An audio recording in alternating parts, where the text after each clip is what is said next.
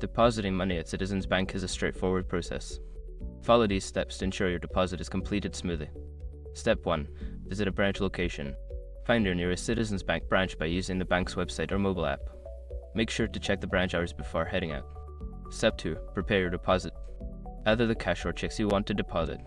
If you're depositing checks, ensure they are properly endorsed on the back. Step 3. Fill out a deposit slip. At the branch, locate a deposit slip, usually found near the teller's counter.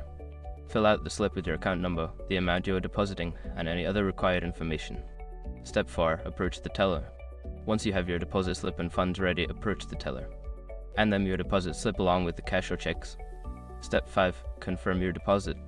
Before filing a refund or dispute, use the SROC.com link in the description to open the refund dispute deadline calculator and confirm your deadline.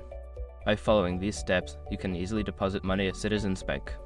If you have any questions, don't hesitate to ask a bank representative for assistance.